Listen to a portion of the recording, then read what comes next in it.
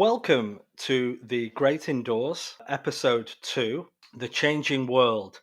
Thank you for joining our podcast where we get people's perspectives on the technological advancements that are occurring around us, driven in part by the pandemic and also just because of the fact that we're at the beginning of the fourth industrial revolution. So I'm pleased to welcome you to episode 2.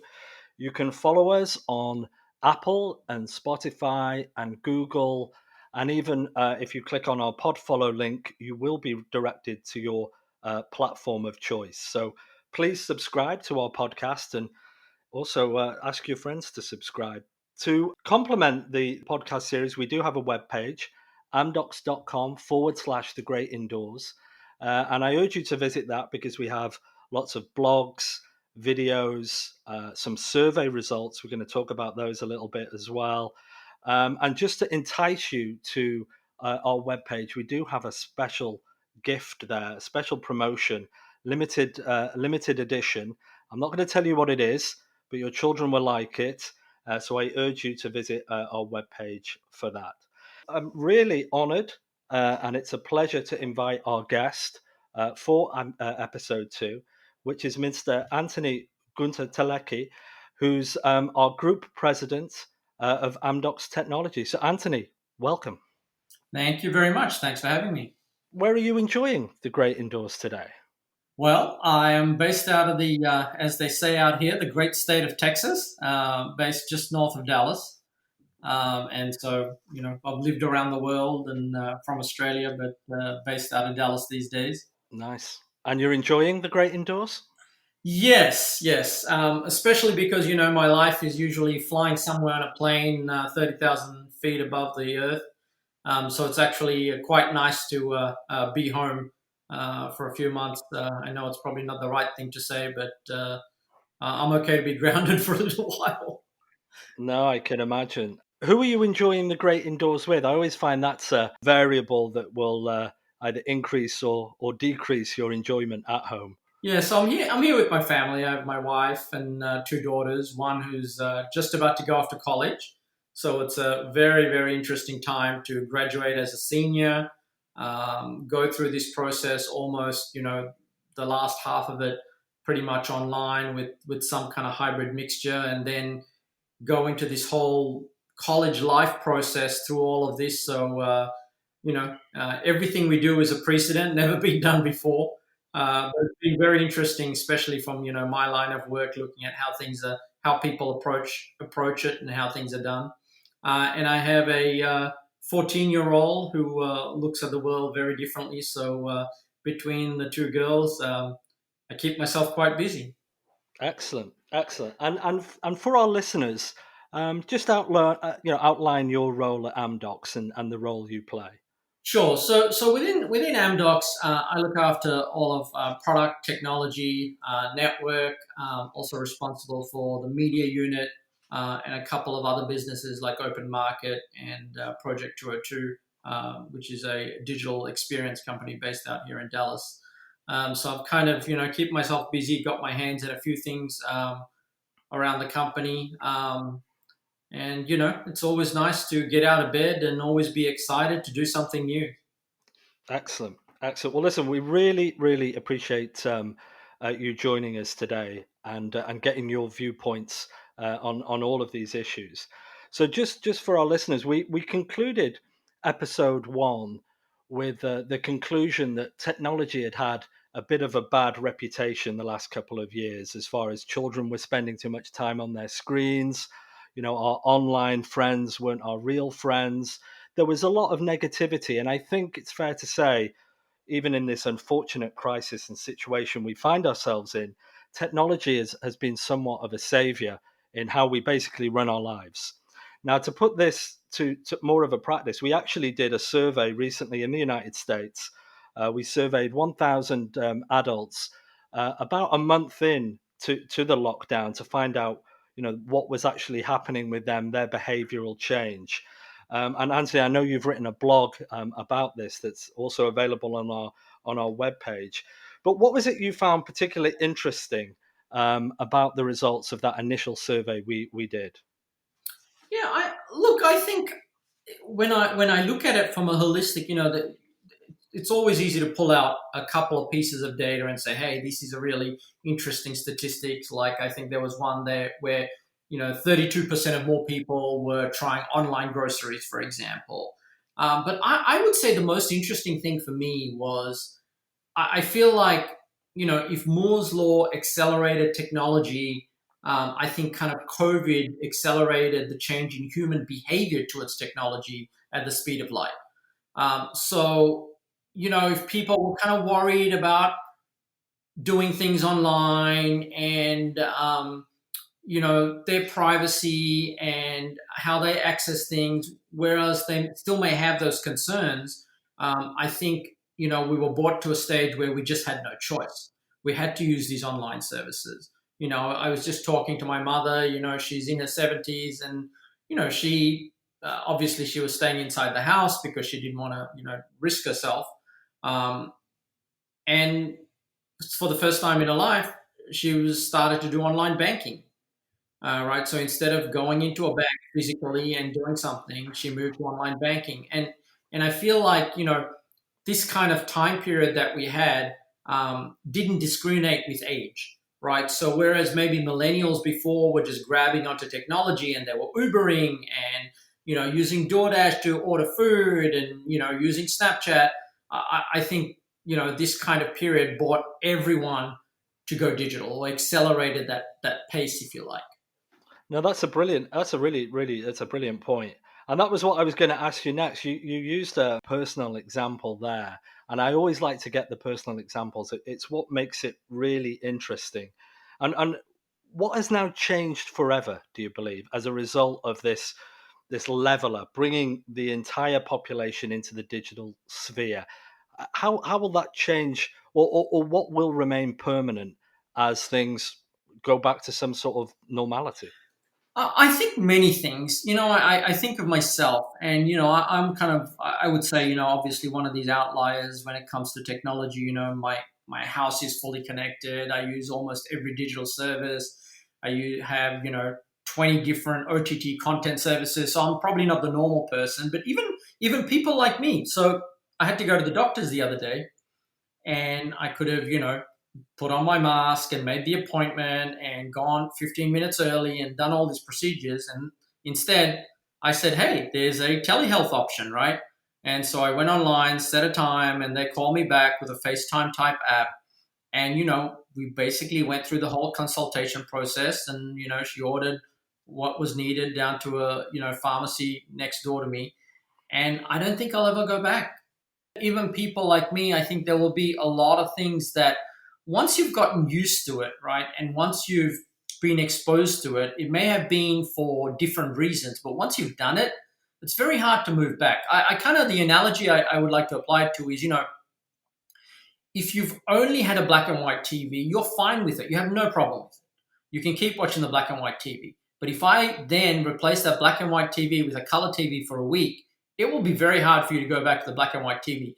And some of these digital experiences, I feel, are exactly like that. When people experience the convenience of it, the ease of use of it, it's like, well, do I really need to go to a bank, right? I mean, for most of the time, can I just consult my doctor over a FaceTime app? I think also the opposite is true. I think companies that are producing digital services start to look at it and say, okay, how do I take friction out of user experience, right? How do I make this seamless? How do I make this one click, one touch? So I think a lot of companies are thinking about the experience when their application, their service, whatever they deliver, interacts with a human. And I think these two coming together will kind of create some type of magic as we go forward. And that's what I wanted to talk about next, was going forward, because I think, me being in marketing, I spend a lot of time at events, a lot of time listening to people in the industry speculate, and hypothesize and dream about the future, right? And I think one of those areas that we've talked about a lot and that's been talked about for the last couple of years is 5G. Okay. Yep. And obviously, in the United States, the 5G networks are rolling into place. The commercial offerings, although fixed wireless is the predominant commercial offering, But yet, we have still yet to see the 5G killer app. But again, like I said, people have speculated on what it could potentially be. With this new appreciation of technology and the fact, like you mentioned, this level set, bringing different market segments into the digital world, how do you think that will manifest itself in that innovation and in those potential 5G use cases that we've yet to see?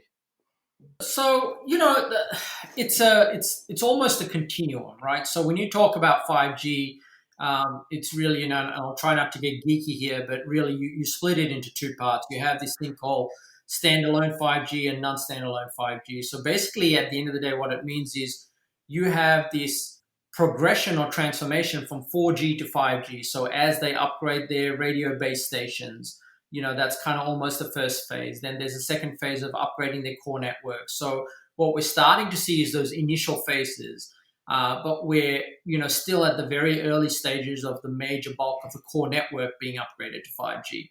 And these are the things that are going to give you those unreal kind of use cases. I don't know if there's going to be a killer use case, but I think it's going to be a long tail of use cases. So 5G brings to you many variables to the table that we didn't have. Obviously, the one big one is speed, and this is the one everyone talks about. But obviously, there's others such as latency. There's some amazing security features that comes with 5G that we didn't have with 4G. Um, there is the ability to couple technologies. So if you start to couple IoT with 5G, with edge computing, with cloud computing, you can start to really create a value ecosystem here, right? So a simple example here of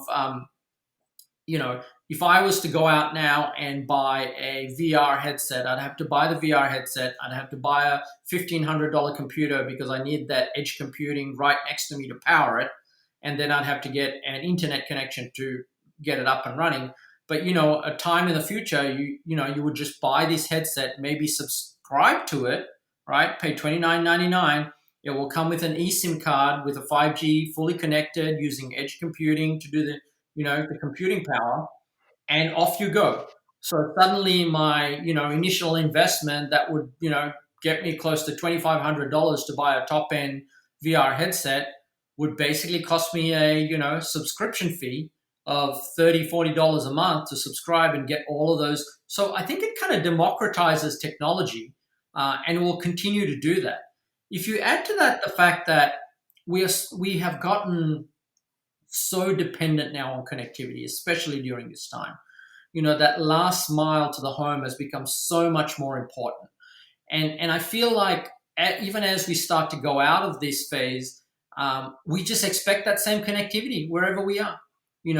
I don't expect that if I go out of my house that I'm going to drop connectivity or I'm going to go to a tenth of the speed I get in my house. Right. So I think all of these features and functionality and how you connect and being able to connect ubiquitously across the globe, I think these are the things that are starting to come together. And I think that, you will see these companies that succeed will be the companies that are able to stitch these technologies together. And really, so those are the ones Mhm. that are going to succeed and be kind of like the next unicorn type of companies because they've managed to stitch stuff together. I mean, another example, I know it's really overused, but if you think of Uber, right? So Uber brought together the mobile phone, location awareness, mapping capabilities, GPS capabilities, online payments and capabilities with a credit card, right? I just stitched all of this stuff together and came up with a new business model. So I feel like these technologies will just allow the next generation to dream up of these amazing business models that maybe we haven't dreamt about today, but it will be a result of just stitching these things together. And I think, and I think that's absolutely right. This cataclysm, this fusion of all these technologies. But I think as well, one thing that I thought was interesting, and I'll put this to you just to get your thoughts. A year ago, no, it wasn't a year ago. It was back in September. I was at Chetan Sharma's Mobile Future Forward event in Seattle, where again a lot of the talking points in this event was 5G, and people again speculating on use cases, and Chetton was on our previous broadcast as well. But I Mhm. remember at the event what they did, what he demonstrated was doing, and he said, "We're doing this over a live 5G network now using various partners." He did remote surgery, right? Yep. So they had somebody, we were in Seattle, they mocked up somebody somewhere else in the United States. And Yep. because of the lower latency, the high speed connectivity, he was able to demonstrate doing a very simple medical procedure on a patient 1,000 miles away, Yep. which was really interesting. And like you said, it draws on all sorts of different technologies. And you mentioned earlier that one of the things that you've done now, and you won't go back to, is telemedicine, right? You spoke to your doctor over like a Zoom call, and then you got a prescription. Would you, if everything was tested out, would you be do you think people's behaviors have to change in order to adapt something as radical as remote surgery? If you think about the acceleration, or if you think about what's happening now, I think it's really an acceleration in a change management process. So what would usually take us maybe 3 to 5 years in terms of adaptation and getting used to certain technological elements in our life, we've kind of been forced into this situation where we had no choice, right? I had to order groceries online because that was the only way we could do it. In Australia, there was a supermarket called Coles, which basically shut down e-commerce delivery for everyone except for elderly citizens for a while. So you had to have a senior citizens number in order to order groceries from them because they were trying to give them first priority. But you think about the types of people that would use it, wouldn't necessarily think that it will be that demographic, right?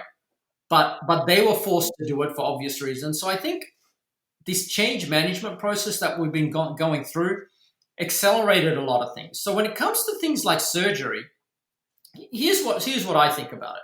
I've seen that use case. I saw it demonstrated at Mobile World Congress as well. That's one of these kind of use cases that everyone uses, but I see something very special in that use case. And what I see very special is there could potentially be a day when there is a little boy or a little girl somewhere in the middle of Africa being operated by a world-renowned doctor sitting in New York, right?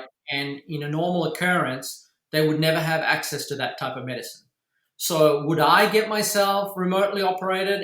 Maybe I'll think about it twice, right? But people that never had this opportunity, um, I think it'll be a game changer. No, that's a really that's an amazing point. Yeah, from that perspective, I think as well. You mentioned something before that people now, and I think this was borne out in our survey results, have a greater appreciation for their network and connectivity, or they expect it, Yep. right, as a result of this. Yep. It's fair to say that our broadband connections are essential, right, up there with our utilities and so forth. So, how do you think this will manifest itself with our customer base moving forward now, this appreciation or this demand, this expectation for high quality, high speed connectivity? Look, it's been a for a technologist, it's been an interesting to kind of sit back and observe this because I think I know there was a meme floating around a little while ago where people would show Maslow's pyramid and you'd have Wi-Fi at the top, but it's literally become like that, right? It's literally become shelter, food, connectivity.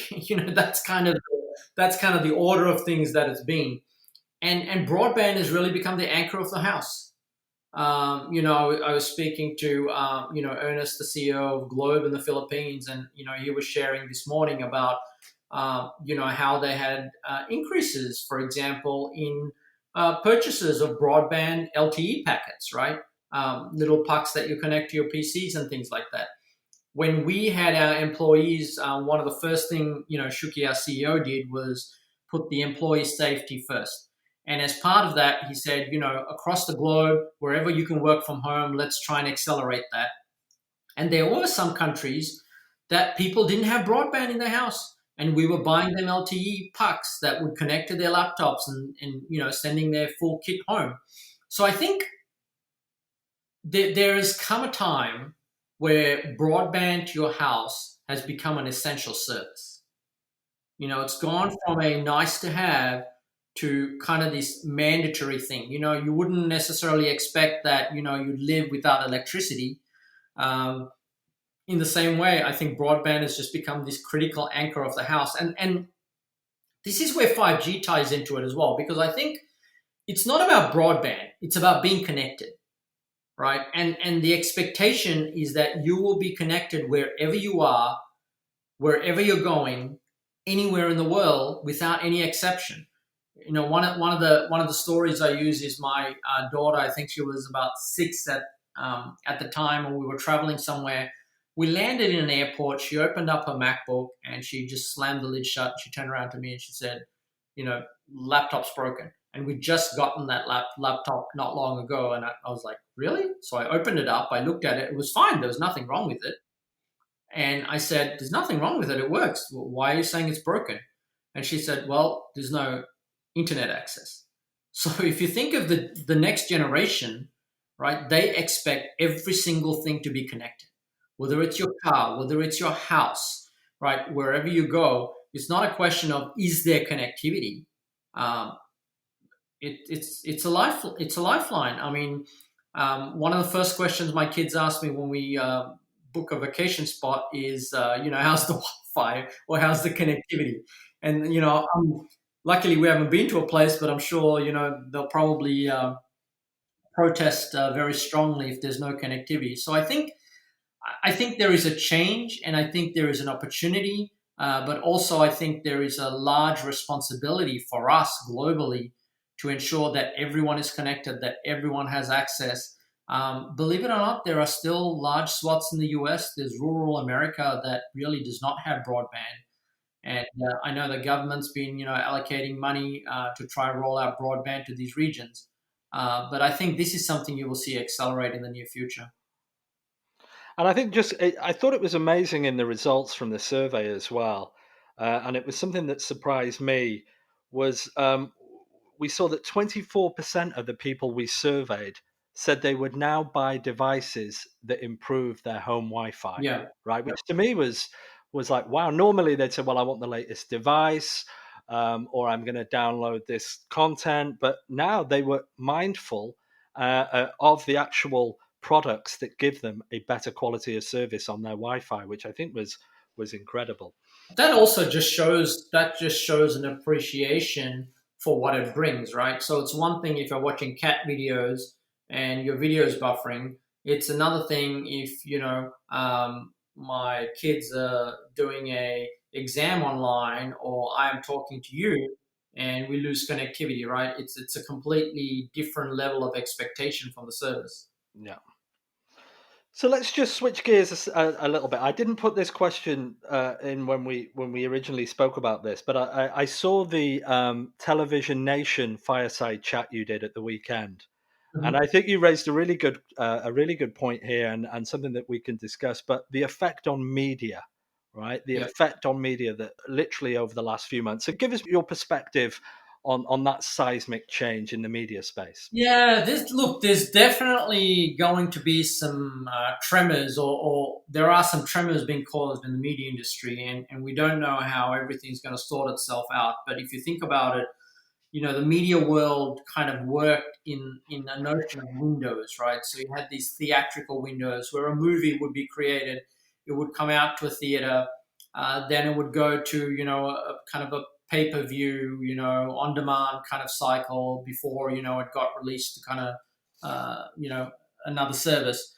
But you're seeing all of these shifted, right? So you saw the movie Trolls. It went straight to on demand, right? And I think it Hmm. cost $20, and yes, we purchased it. We also purchased Scooby Doo, and we paid the $20. Yeah. And now suddenly, if you're a studio, you ask yourself a couple of questions. So if I'm releasing a movie and I'm making, I don't know, let's say $100 million of this movie, And out of that $100 million, I need to give, I don't know, 30, $40 million to my partners for distributing this to a theater. Whereas I can go D2C and deliver this and or charge a consumer directly and make the same or more money. I start to question my distribution strategy, right? So, not to say that cinemas will disappear. I think really um, it's a social piece as much as anything else in our the fabric of our society, right? You go out to the movies to go out to the movies, Hmm. to get popcorn, to have a different experience. So I think that will still be there, but I think you will find a lot of different hybrid kind of studios releasing things at different paces to different services. There's a service called Red Carpet where you can kind of get movies coming to your house the day they're released in the theater. So I think there'll be a lot more experimentation here. Hmm. There was a massive, Netflix blockbuster movie. I think it was called Extraction. I think it was a huge hit on Netflix. That shows that there is a power there. So the question now is, how do you monetize this, right? Yeah. There was a small inclining of this. If you look at kind of the Manny Pack fight a little while ago, people were saying paying $100, $200 for a pay per view event. And this was really interesting. So if you're willing to pay $100 or $200 to sit in your lounge and get a certain experience, maybe there's a different way to monetize things. So this is where I think we're starting to see tremors, and you're starting to see all sorts of I would say the first round of shots fired between studios and theaters and things like that.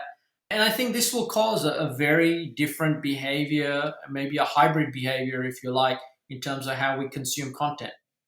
I must admit that we tuned in for the world premiere of the Trolls movie as well, and it was actually a really nice experience, just all sat together. Because typically I fall asleep in the movie theater, particularly at kids' films, literally within 3 minutes. I actually managed to stay awake the duration of the film, and I actually thought it was pretty cool. So it's good for me, So that's really really interesting. So something else we'll talk about now is working from home, right? Yep. And we've all adjusted to this remarkably well. And many tech behemoths have already stated publicly that this will now be forever, right? People will be working from home perpetually. And it got me thinking that this is the biggest workforce or social, cultural change in working conditions, probably since the Industrial Revolution of the 18th century, where people went from their homes to the factories. They're now going from their offices back to their homes. And it is, again, we saw this in the survey, the amount of people that working from home was new for them and how quickly they've adopted.